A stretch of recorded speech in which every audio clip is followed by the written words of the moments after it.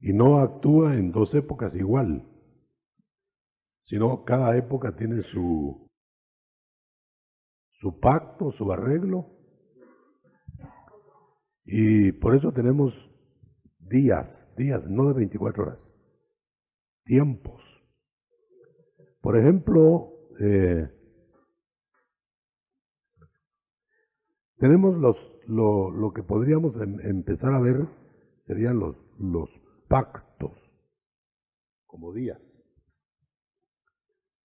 Dios tiene pactos hasta individuales.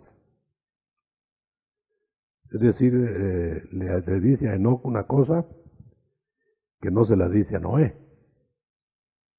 Los dos son hijos, los dos están en el plan de Dios, los dos van a tomar parte en todo el desarrollo, pero no les dice lo mismo, ni les promete lo mismo, ni les ofrece lo mismo, ni sucede lo mismo.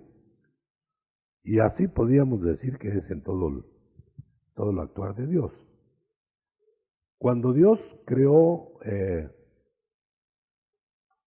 porque alguna vez estaba sin haber creado, ¿no? Aunque no podamos pensar mucho eso, no podamos digerirlo, pero en algún momento, si Dios es primero de todo, en algún momento no había nada más que solo Dios. Pero empezó a crear, y hasta donde alcanzamos a ver, hay tres planos. Los seres celestes donde estén, no sabemos hasta dónde ha creado, qué estirpes, cómo son, qué hacen, etc. Debe tener también con ellos sus pactos. Y ha habido, en esas esferas, ha habido caídos, leales, recuperados y condenados. Eso es de los seres celestes. De ahí no nos extrañemos de que haya grandes personajes leales a Dios, como servidores. El ángel de Jehová, los hijos de Elohim, etc. Que no son ángeles, son seres celestes, espirituales. Tampoco quiere decir eso que no tengan corporación. Espirituales quiere decir manejados por el Espíritu. Ahora, que no nos extrañe que haya de esos seres, que haya, por ejemplo, visitas malas en la tierra, como los Néfilim, que no son ángeles tampoco. Esa es una esfera. La otra esfera serían los ángeles. La primera es esfera a saber dónde abarca. Pero la segunda, la de los ángeles, abarca el cielo y los cielos y la tierra. El cielo, servidores en el cielo. Tenemos a Miguel, a Gabriel, a Luzbel, etc. Tipos angélicos, ¿verdad? Que servían allá. Pero después tenemos los ángeles que sirven a Dios en los cielos, haciendo misiones especiales, tantas ocupaciones. Después tenemos los ángeles que bajan a la tierra, en esa esfera, bajan a la tierra, participan con nosotros, los vemos o no los vemos, pero tienen actividad. Y después tenemos los humanos,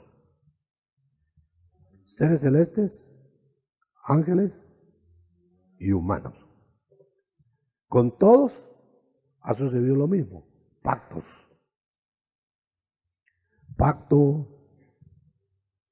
Pactos regionales, pactos colectivos, pactos individuales, etcétera, en cada esfera. Lo interesante es que no da Dios todos los datos a nosotros de lo que ha sucedido antes. Solo nos deja ver algunas cosas en lo que tienen que ver con nosotros. Pero nos vamos a dedicar a los pactos humanos.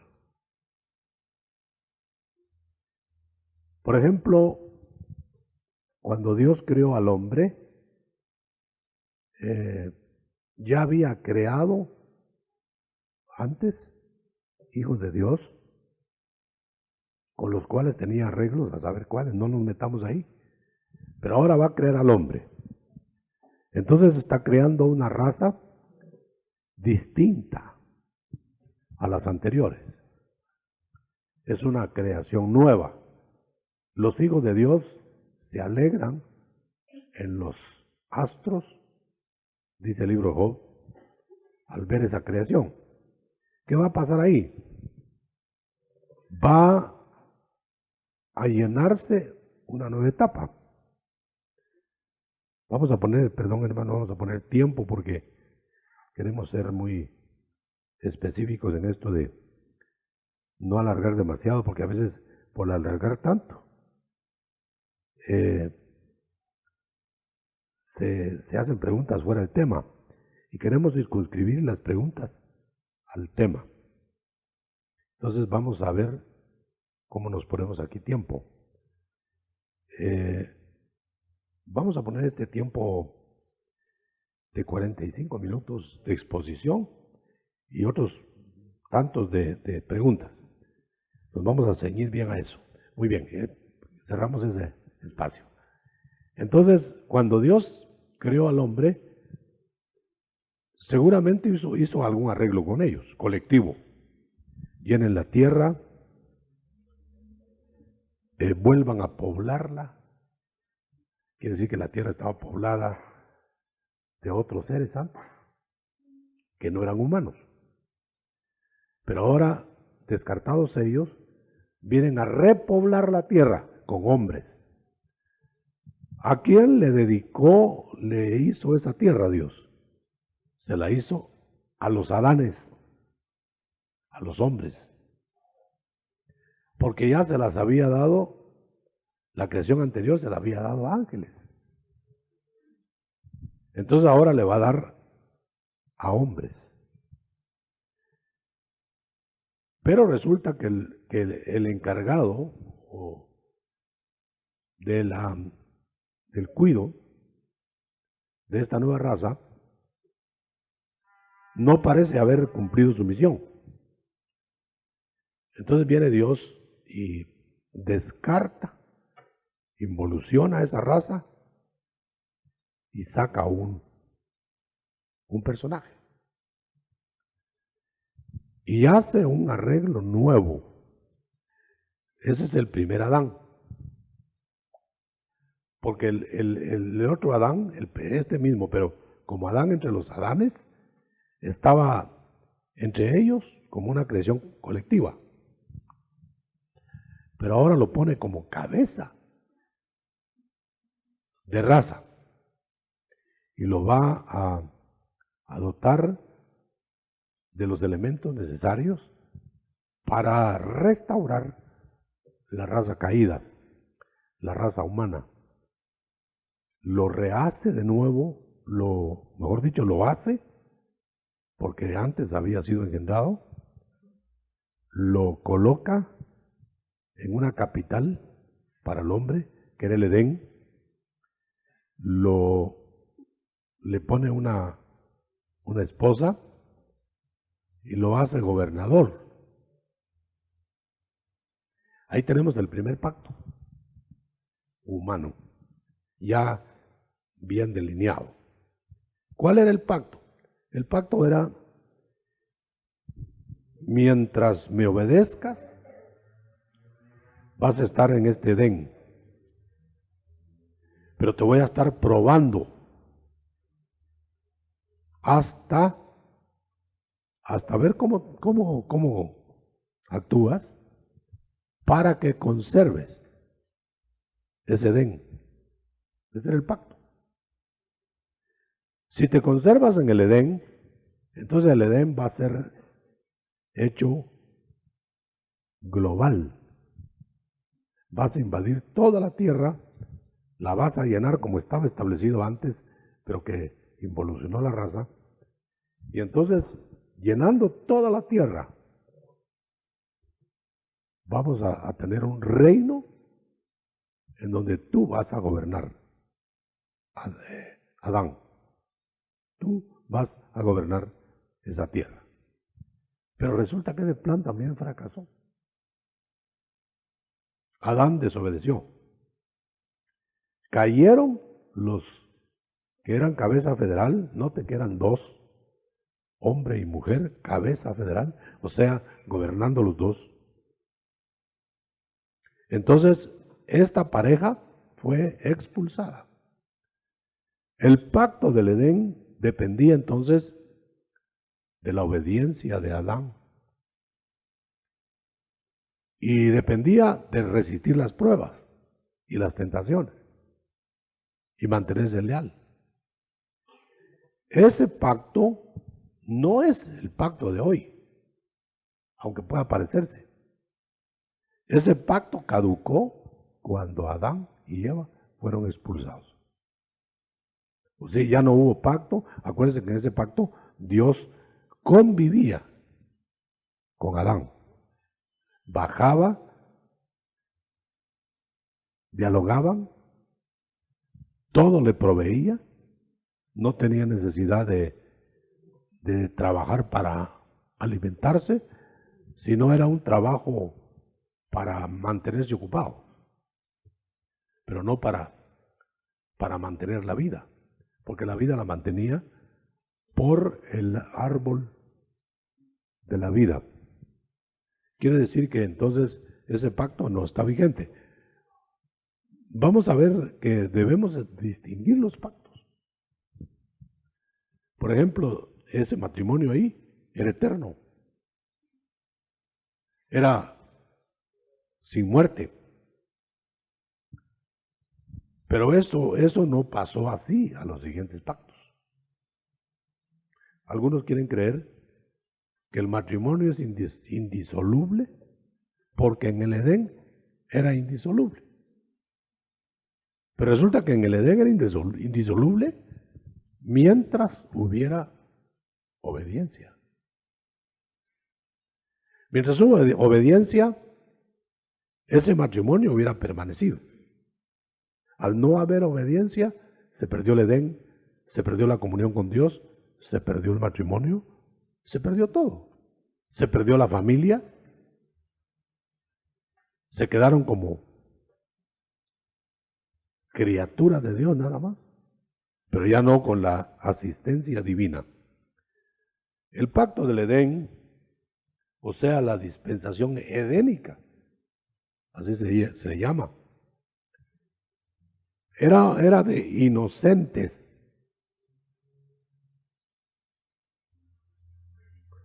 Quiere decir que iban a ser probados para ver qué escogían, pero ellos no habían pecado voluntariamente. Entonces, la unión ahora, de la prueba para el hombre ahora, no puede ser la misma, porque aquella era a inocentes. Ahora ya estamos nosotros lesionados, ya estamos contaminados, y sin embargo nos están probando. Ese es otro pacto. Continuemos en el pacto del Edén. ¿Cuál era la única condición para mantener el pacto? La obediencia.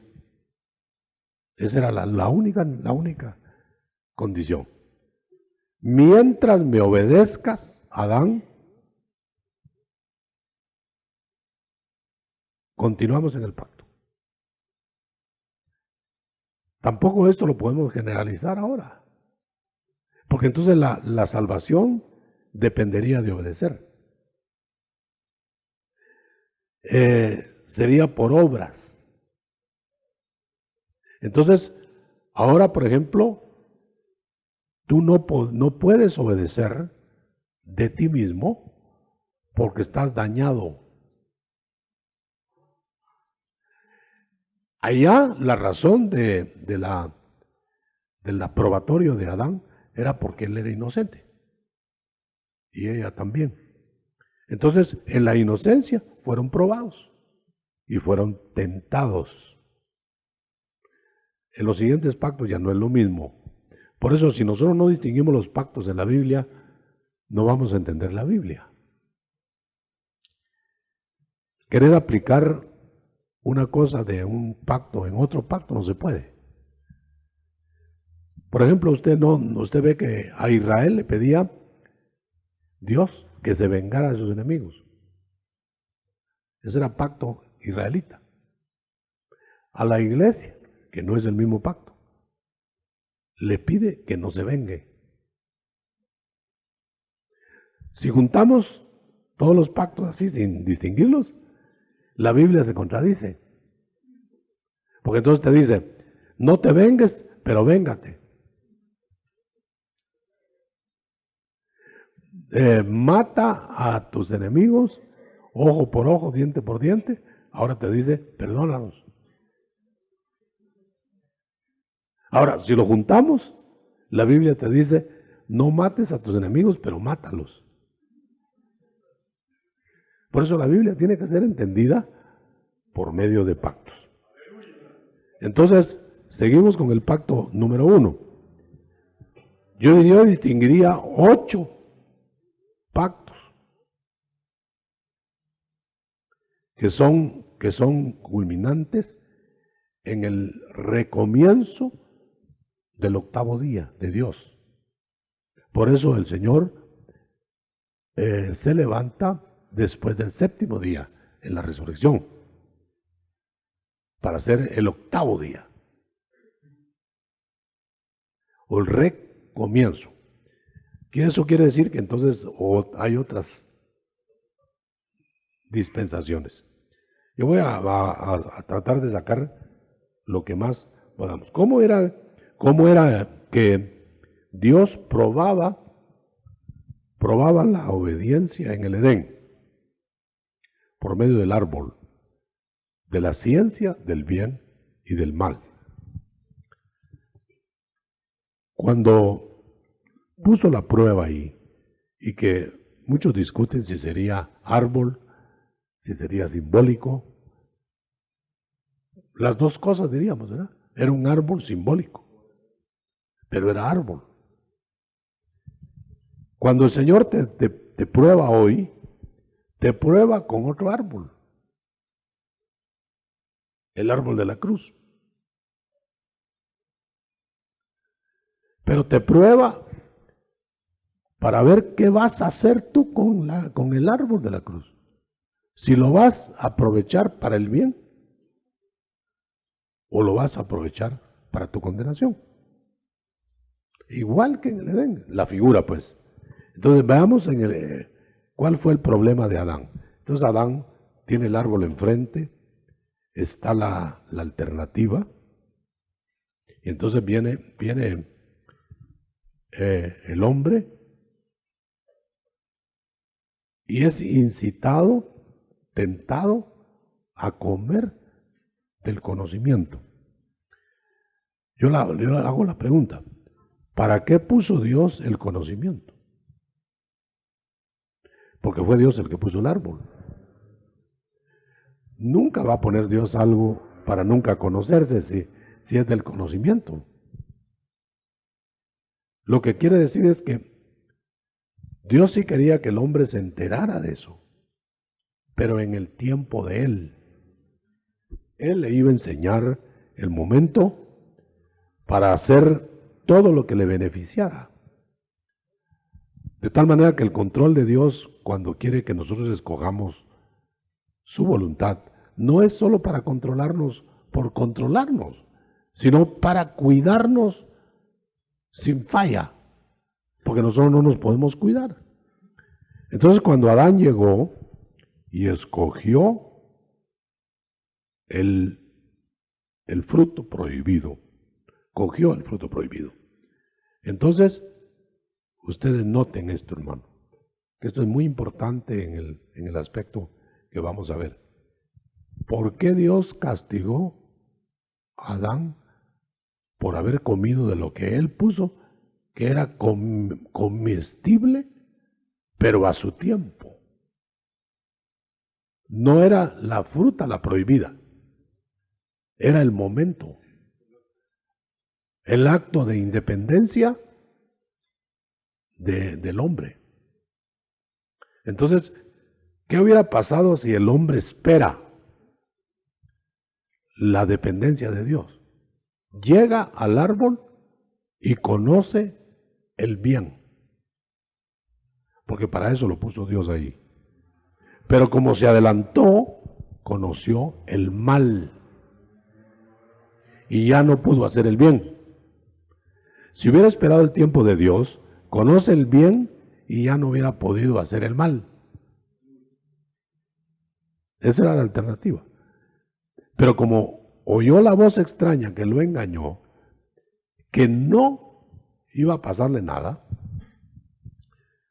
se arriesgó en su independencia personal. Quiere decir que el primer desliz del hombre es su autosuficiencia, depender de sí mismo. Esa es la rebelión número 1. Cuando el hombre empieza a depender de sí mismo y empieza a sacar de sus programas a Dios, ya el hombre está en la ruta del descenso.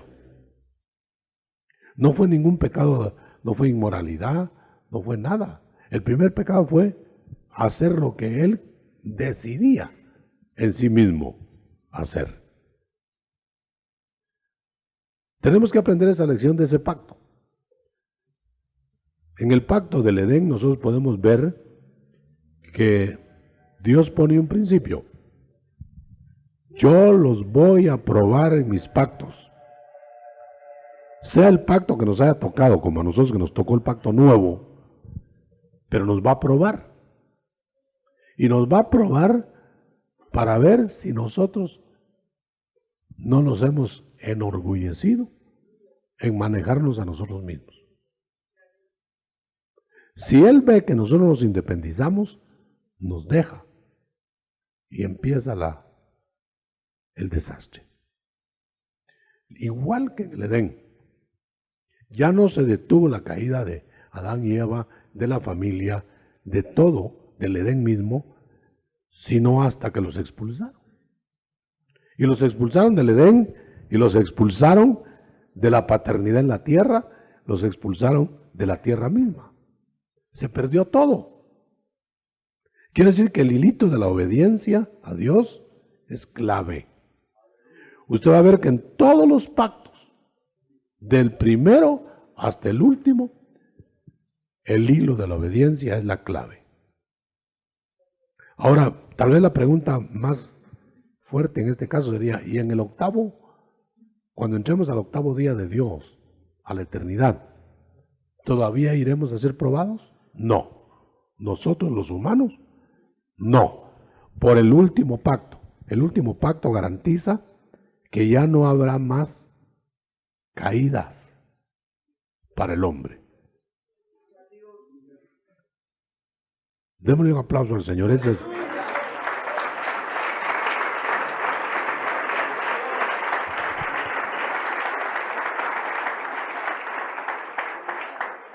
Bueno, entonces vamos a interrumpir un poquito los pactos para decir lo siguiente. Dios tiene días especiales que va a tratar con cada uno de esos pactos. Por ejemplo, en el pacto de Edén, Dios llegó a conversar con Adán y a platicar con él hasta que Adán desobedeció. Ese fue el día de la visitación de Dios para Adán. No lo aprovechó, perdió la oportunidad.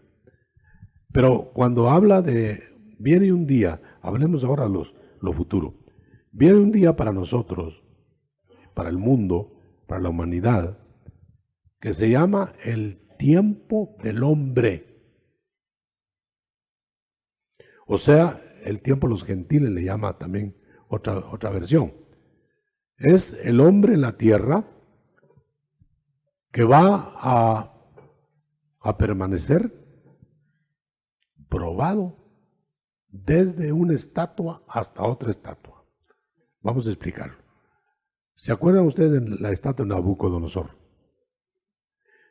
Ahí empezó el tiempo del hombre.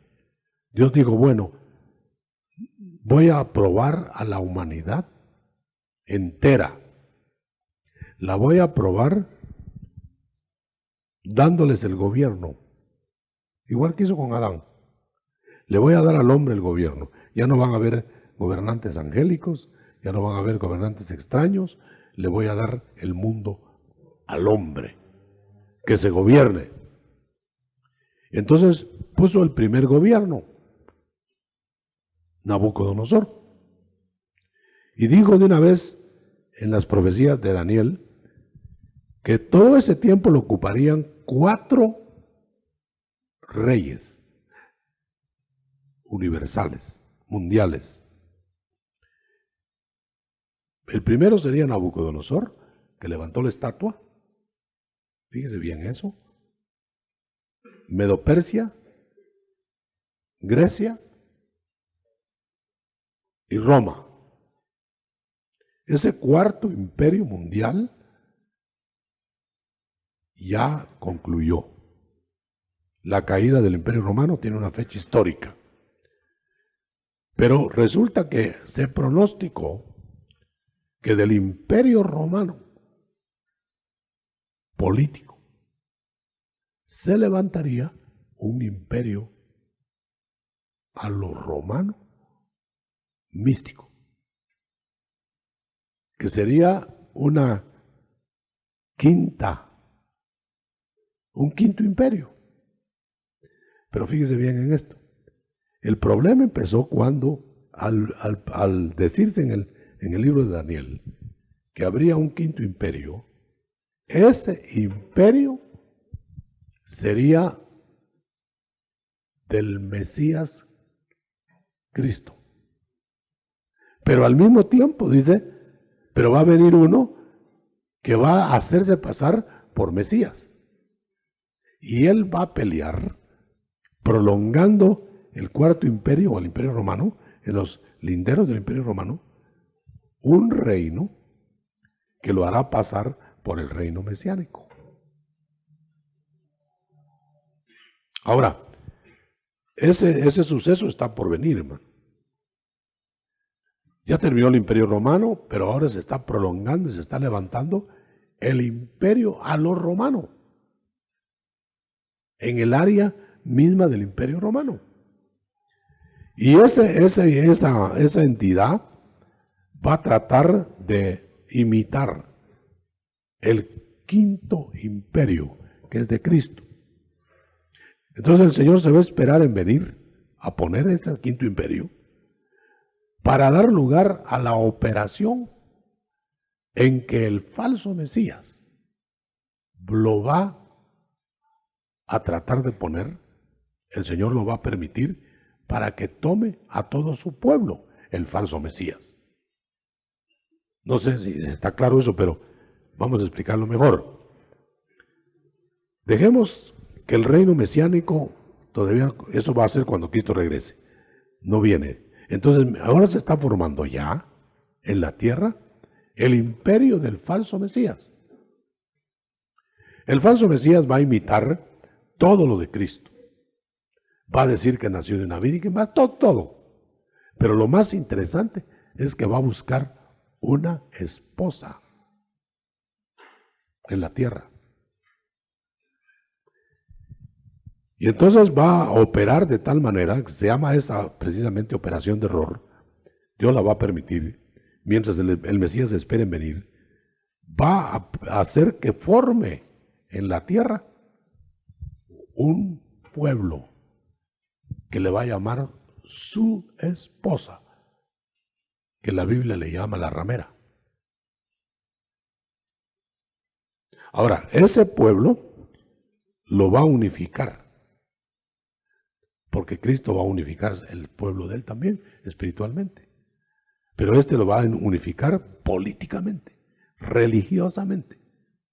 Y así que lo haga, entonces el Señor desde arriba, el Cristo, porque el cielo lo tiene que retener mirando para abajo la tierra, ¿cuándo va a venir los acontecimientos que están por suceder?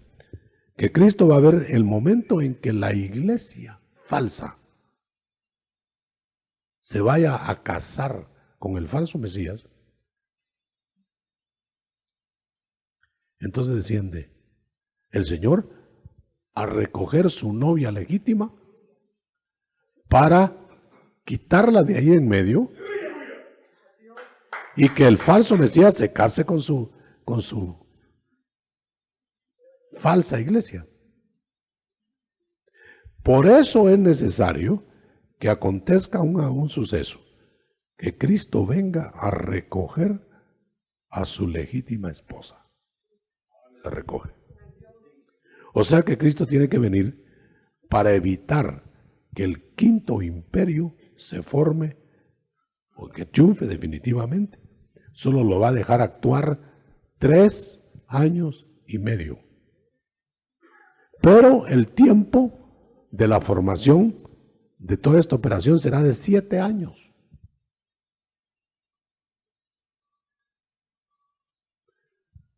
La explicación la tenemos en el mismo libro de Daniel y en Génesis.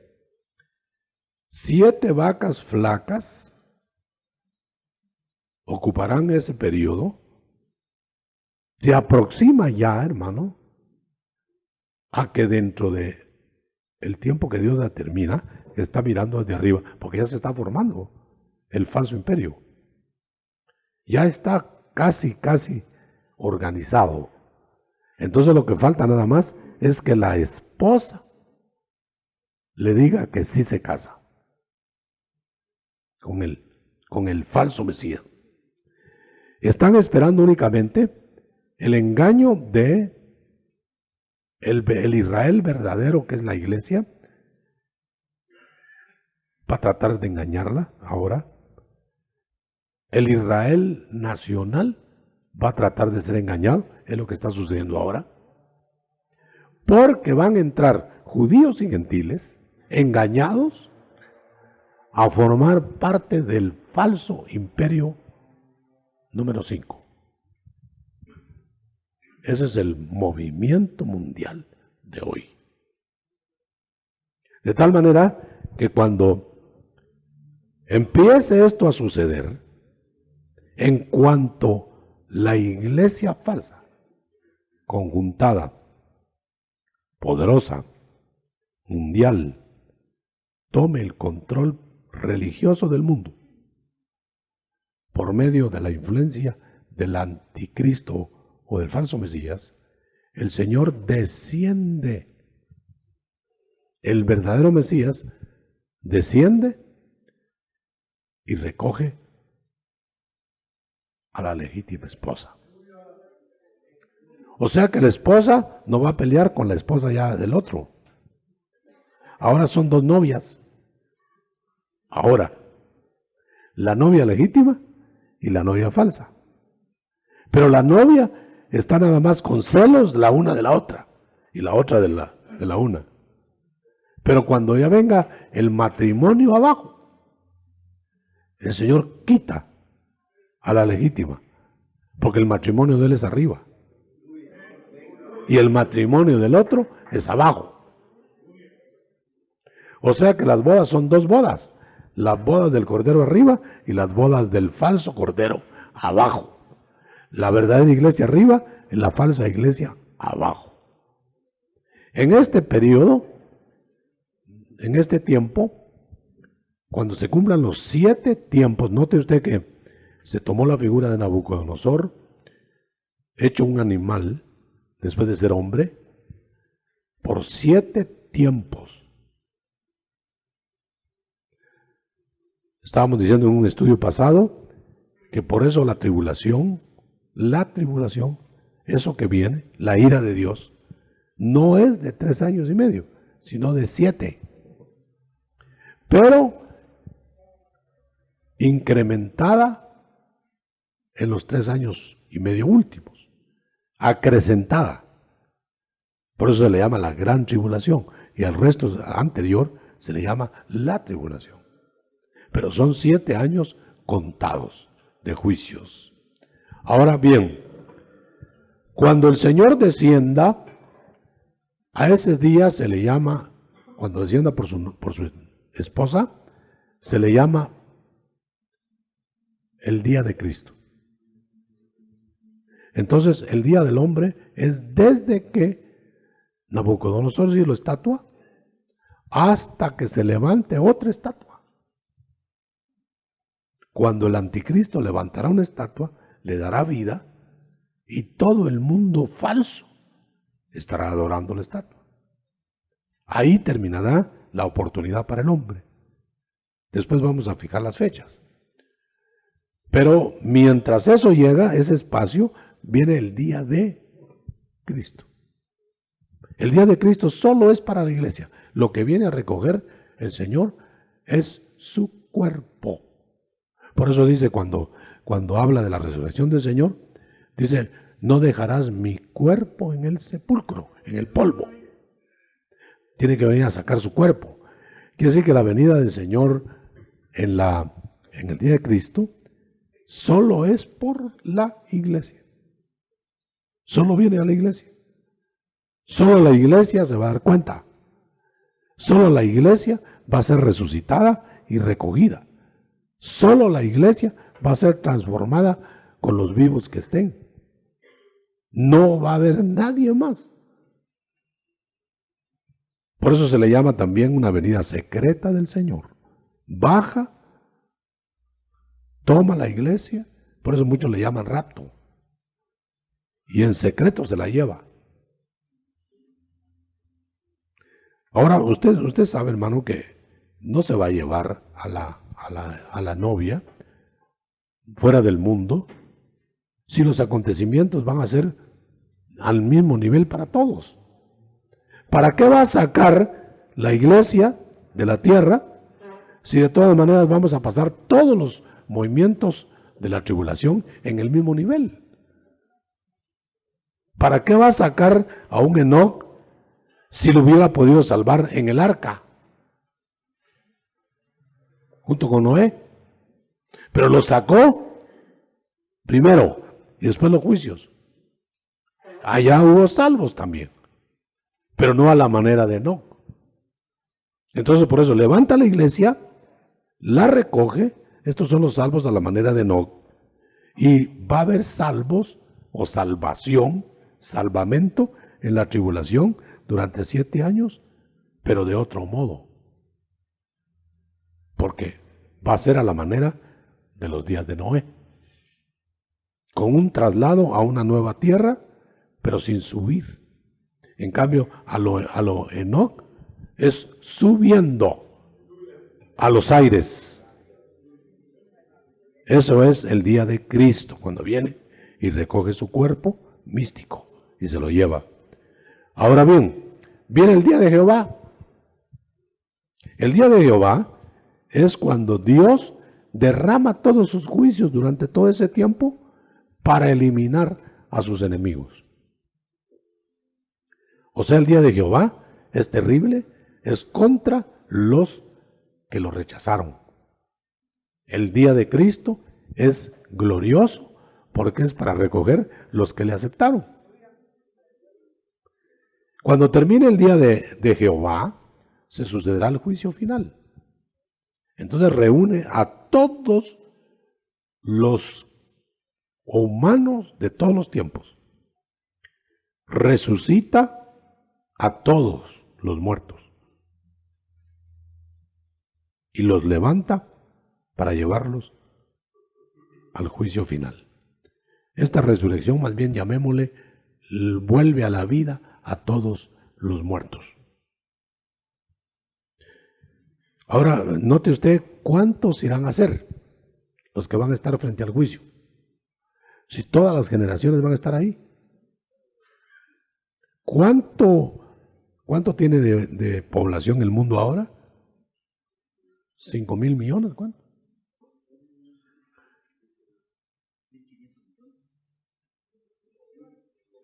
5.000. Ya está llegando a los 6,000. Entonces, calcule usted cuántos serán los de todas las generaciones resucitados, levantados. O sea que va a ser un juicio global de todas las generaciones creadas. Ahora, ¿cómo los va a juzgar? Por los pactos. Por eso dice que cada uno será juzgado según la luz que tuvo.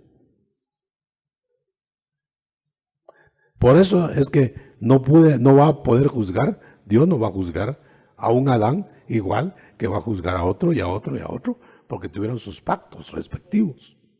Por eso nosotros entendemos, y es mejor que lo entendamos bien, por qué cuando leemos en la Biblia, en el Antiguo Testamento,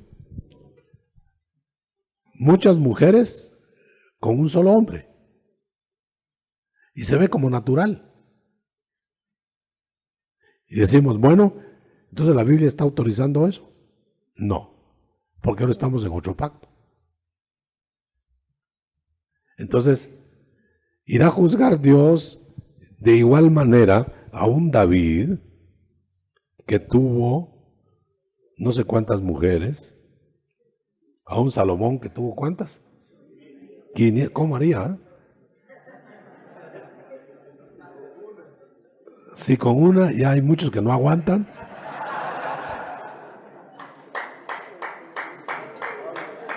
Bueno, pues, está contento el hermano, ¿eh? Bueno, entonces pongámoslo así. ¿Irá a juzgar Dios lo mismo a un Adán, a un David, a uno de los de hoy? Fíjense cómo está. Se habrán caducado los pactos respecto al nuevo pacto. Pero aquellos pactos tendrán su paga con los que los cumplieron. Y tendrán su galardón con los que lo cumplieron. Entonces déjenme nada más que aborde, por causa del tiempo, que aborde un detalle. Por ejemplo, tenemos el problema de Israel nacional. El Israel nacional no es la iglesia. Entonces ellos tienen su pacto. Ellos tuvieron su pacto con Dios. Si lo quebraron, es asunto de ellos. Si no lo quebraron, es asunto de ellos. Pero cuando el Señor venga, ahora abrió el tiempo en que no ve nacionalidades, sino que solo pide, sean de mi cuerpo místico, la iglesia, vengan, vengan. Todo el que entre ahora no tiene nada que ver con otros pactos. Lo meten a la iglesia y queda en este rango que ya dijimos. Pero Israel está cegado. ¿Para qué? Está cegado para que se suceda el nuevo pacto. Y cuando se termine de entrar lo que tienen que entrar en el nuevo pacto, los despiertan. O sea que va a haber un recogimiento de Israel después de que la iglesia ha sido arrebatada y lo reúne como el Israel que va a ser premiado por el pacto que tuvo. Por eso, Israel tiene que recibir las promesas, tiene que recibir la tierra, tiene que recibir su rey nuevo, tiene que recibir su reino especial, tiene que recibir sus gobernantes, literalmente. Por eso el Señor, cuando regrese en ese tiempo, va a tomar 12 gobernantes y los va a sentar en 12 tronos para gobernar las 12 tribus de Israel. Eso no cabría hoy. Si el Señor estuviera ya gobernando la tierra, estaría Israel con 12 gobernantes y nosotros con Cristo. Eso no sucede al simultáneo. Ahora todo es para el cuerpo de Cristo, la iglesia. Pero cuando venga ese otro tiempo, entonces el Señor les da las promesas. a Israel también, en su pacto de ellos. No lo mezclemos.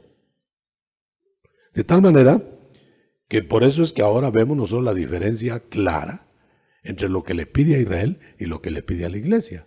Pero que no se va a ver claro sino hasta cuando regrese a gobernar la tierra. Bueno, vamos a concluir aquí en este detalle.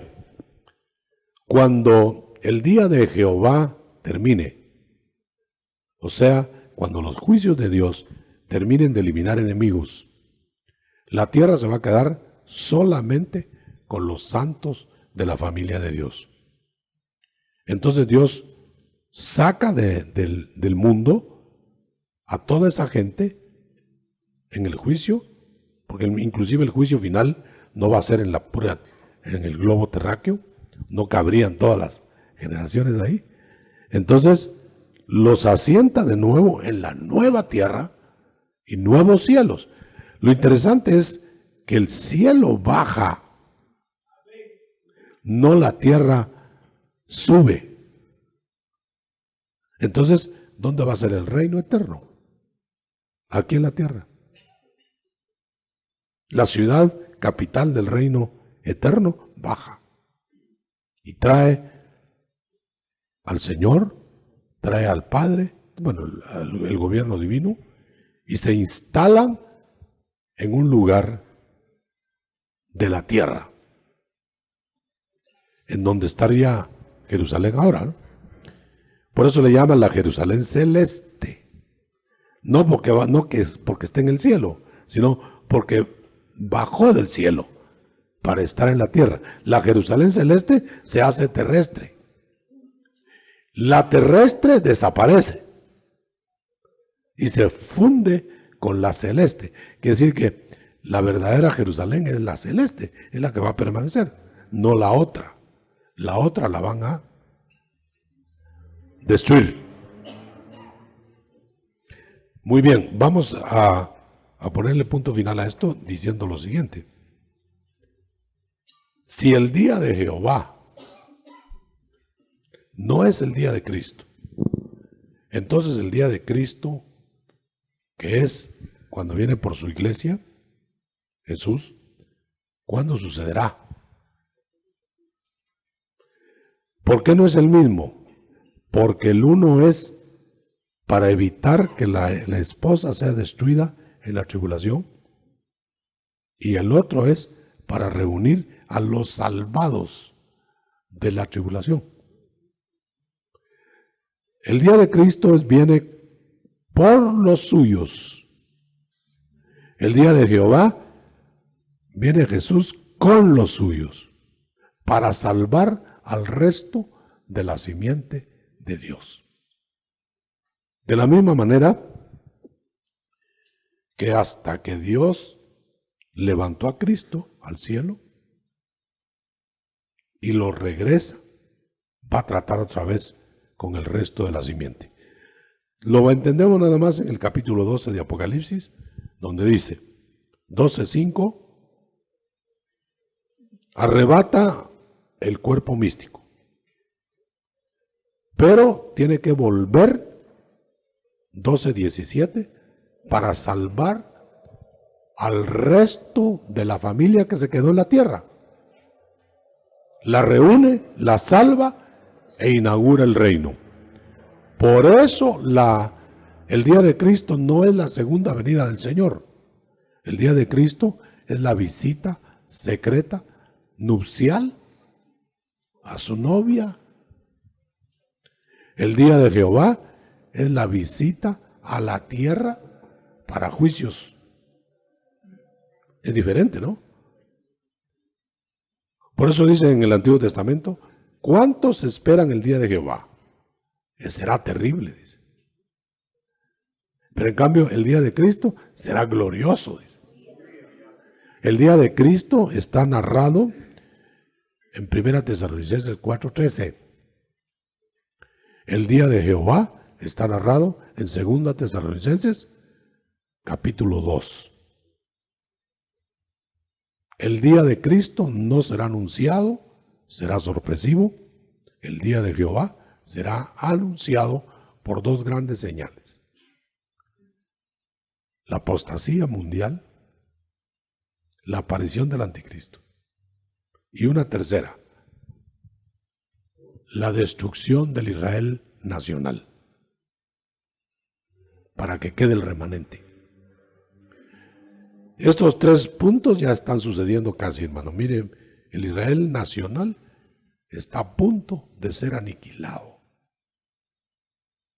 por los gentiles, pero va a ser aniquilado el Israel nacional para que quede el remanente. Una señal. La otra señal, apostasía mundial en la iglesia, en la familia de Dios. Ya está sucediendo. Se están yendo a la mentira casi todos. Y la otra señal, solo falta que aparezca el anticristo. Pero le doy la buena noticia: el anticristo aparecerá el mismo día que la iglesia se vaya.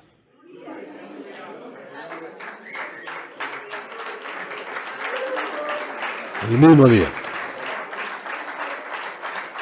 Porque la base bíblica de esto es porque hay un poder que hoy restringe que el anticristo se manifieste. La iglesia aquí no permite que el anticristo aparezca. Ya está, pero no se manifiesta, porque sabe que no puede nada, no prevalece contra la iglesia. Entonces espera. ¿Qué espera? Que la iglesia se vaya. Dice, en cuanto se vaya el poder restrictivo, aparece. Entonces le queda el mundo a sus anchas, le queda todo el mundo a su disposición, llama a toda su gente, hace el matrimonio de toda su familia, va a inaugurar en 7 años, así como 7 años van a ser las fiestas nupciales arriba, va a inaugurar en la tierra su 5º imperio. Y si él lograra vencer, inaugurando el 4º imperio o el 5º imperio, se destruiría toda la profecía bíblica. Porque dice la Biblia que habrá solo 4 imperios humanos. El 5º es de Cristo. Yo solo quiero leerlo.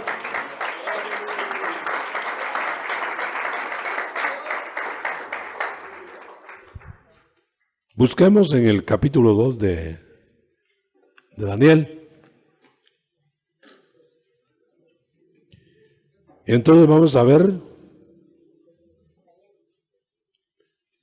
el 2 de Daniel, dice 2:44.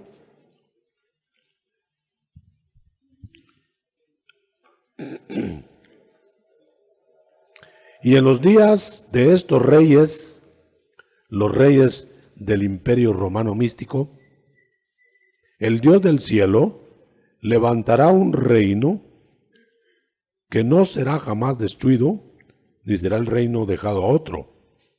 Desmenuzará y consumirá, etc. Pero vamos a ver dónde está más claro. En Daniel. Vamos a ver dónde dice. Vamos a ver dónde está que el reino, 4º imperio, 40, vamos a ver, gracias. Dice, un 4º reino será fuerte como el hierro. Este es el imperio que quiere hacerse el 5º. Y dice, y los pies de la estatua, de los imperios, esos, la estatua está con los pies acá, ve venir una piedra. Ve venir una piedra. Vamos a ver dónde está. 45. No sé por qué se me perdió aquí. Estabas mirando hasta que una piedra, sí, 34, que fue cortada no con mano e hirió la imagen. Deténganse un segundo. Fue cortada la piedra, que la piedra es Cristo. Fíjense que en el cielo viene la piedra, esa es la venida de Cristo, y pega en los 10 reyes, los 10 dedos. Ese es cuando se destruye todo. O sea que cuando el anticristo está ya al final de la tribulación, cantando victoria, el quinto imperio está fundado. Yo soy el Mesías. Entonces viene el verdadero Mesías, la piedra, pega en los dedos, destruye todos los reinos. Note que si ese reino ganara, se destruiría toda la profecía. Entonces surge el 44 que leímos, donde el reino de Cristo se instala en la tierra. Lo dice acá, dice que la piedra que hirió la estatua en el 35 se hizo un gran monte que llenó toda la tierra. O sea, la piedra es Cristo, pero la piedra pega y destruye esto y hace un monte nuevo que llena toda la tierra. Este es el reino del Mesías.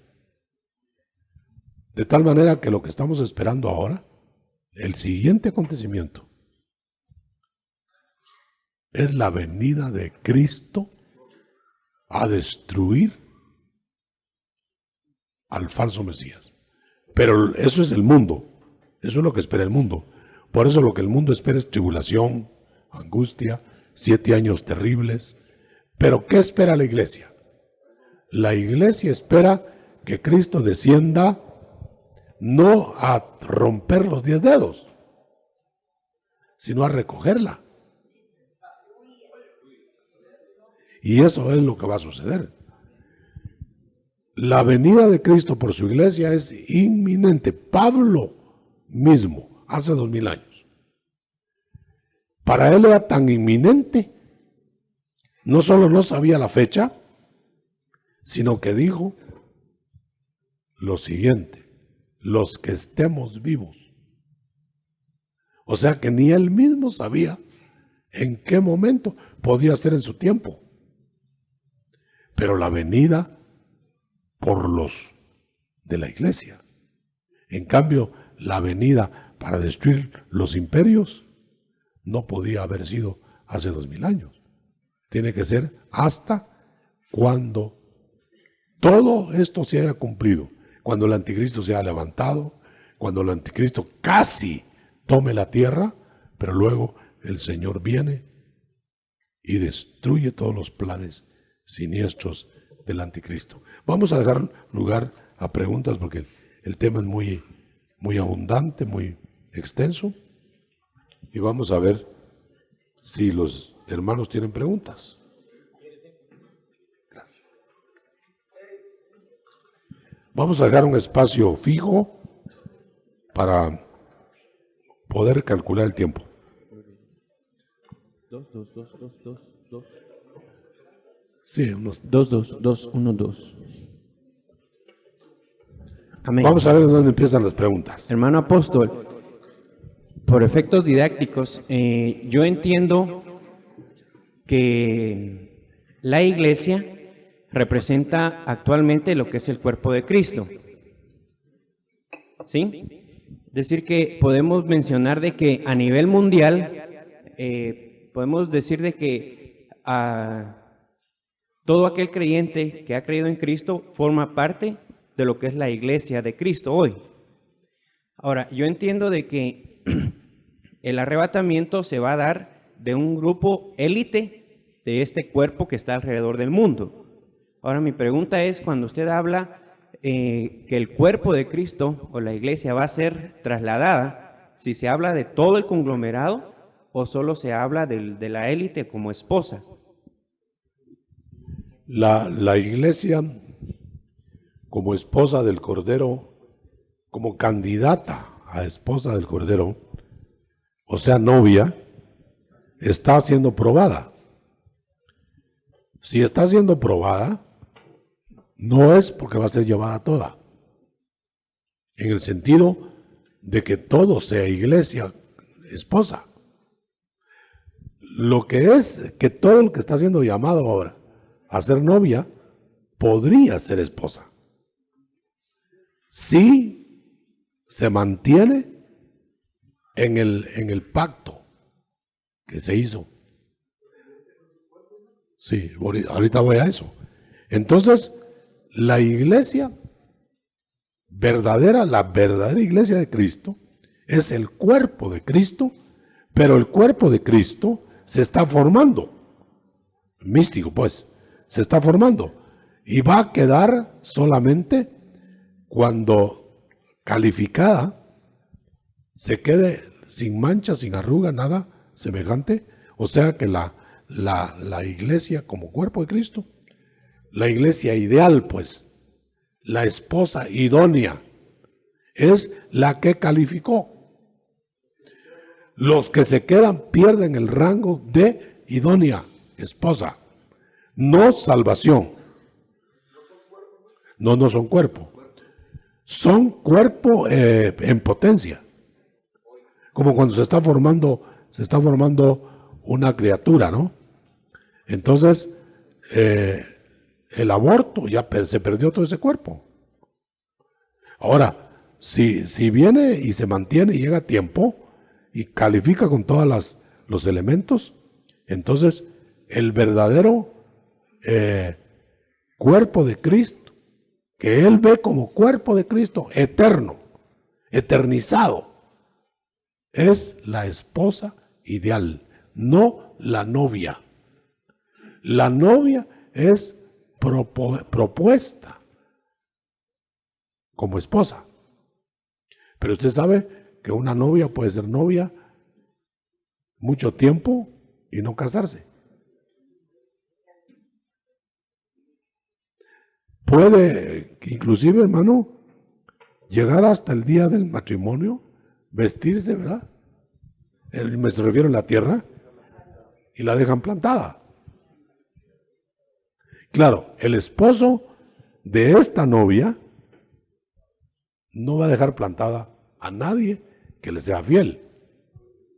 Pero el que arribó en fidelidad, ese es esposa. Los demás se quedaron, bueno, yo le voy a preguntar algo. Las que no se casaron, pero fueron novias, ¿qué siguen siendo después del que se casó? ¿Nada? A veces ni amigos, dicen.